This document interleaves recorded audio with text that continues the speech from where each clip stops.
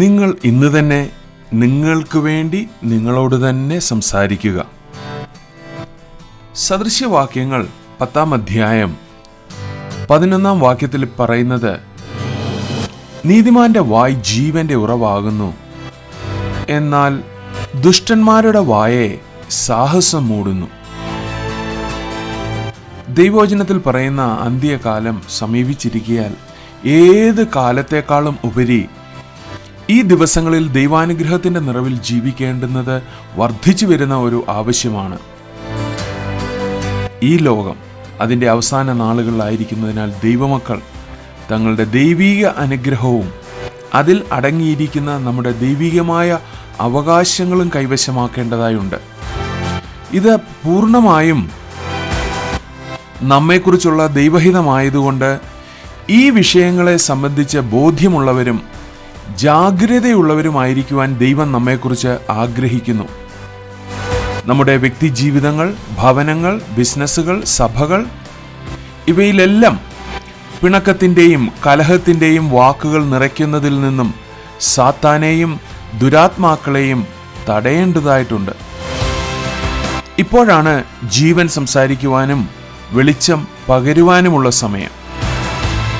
നിങ്ങൾ ഒരുപക്ഷെ ഇപ്രകാരം ചിന്തിക്കുന്നുണ്ടായിരിക്കും, ഇത് സംസാരിക്കാൻ വളരെ എളുപ്പമാണ്, എങ്കിലും പ്രായോഗികമാക്കുവാൻ ഞാൻ വളരെ ബുദ്ധിമുട്ടുന്നുവെന്ന്. ഇത് പലപ്പോഴും നമ്മൾ സ്വയത്തിൽ ആശ്രയിക്കുന്നതുകൊണ്ടാണ്. ദൈവവചനം ഉറപ്പ് തരുന്നതുകൊണ്ട് എനിക്കറിയാം, തീർച്ചയായും നമ്മൾ ദൈവത്തിൽ ആശ്രയിക്കുകയാണെങ്കിൽ നമ്മളെ കൊണ്ട് ഇത് സാധിക്കുമെന്ന്.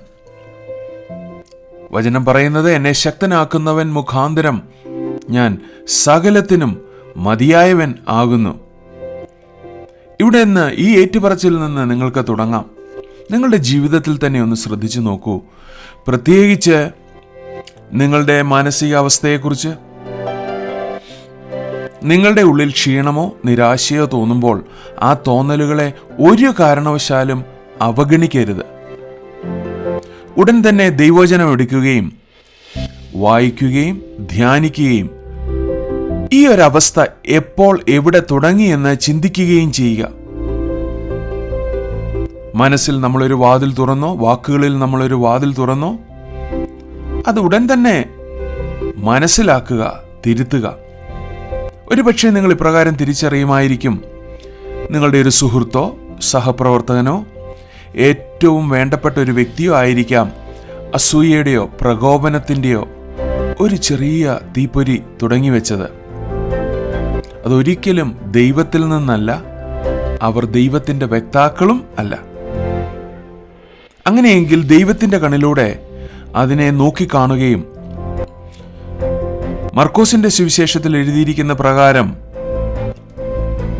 അതിനോട് എതിർത്ത് നിൽക്കുകയും ചെയ്യുക. മർക്കോസിന്റെ സുവിശേഷം 11-ാം അധ്യായം 23-ാം വാക്യത്തിൽ ഇപ്രകാരം പറയുന്നു, ആരെങ്കിലും വിശ്വസിക്കുന്ന ആരെങ്കിലും, കർത്താവായ യേശുക്രിസ്തു പറഞ്ഞ കാര്യങ്ങളിൽ വിശ്വസിക്കുന്ന ആരെങ്കിലും, കർത്താവായ യേശുവിനെ വിശ്വസിച്ച് അവനെ സ്വന്തം രക്ഷിതാവായി വിശ്വസിച്ച ആരെങ്കിലും തൻ്റെ ഹൃദയത്തിൽ സംശയിക്കാതെ താൻ പറയുന്നത് സംഭവിക്കും എന്ന് വിശ്വസിച്ചും കൊണ്ട് ഈ മലയോട്, ആ മല എന്തുമായിക്കൊള്ളട്ടെ, നിങ്ങളുടെ മുമ്പിൽ മല പോലെ നിൽക്കുന്ന പ്രശ്നങ്ങൾ, നീങ്ങില്ല എന്ന് ഉറപ്പോടെ നിൽക്കുന്ന പ്രശ്നങ്ങൾ, അതിനോട് നീ നീങ്ങി കടലിൽ ചാടിപ്പോക എന്ന് പറഞ്ഞാൽ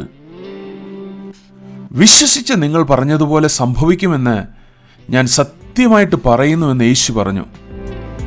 യേശു പറഞ്ഞ ഒരു വാക്കും തെറ്റിപ്പോകയില്ല, അത് അങ്ങനെ തന്നെ സംഭവിക്കും.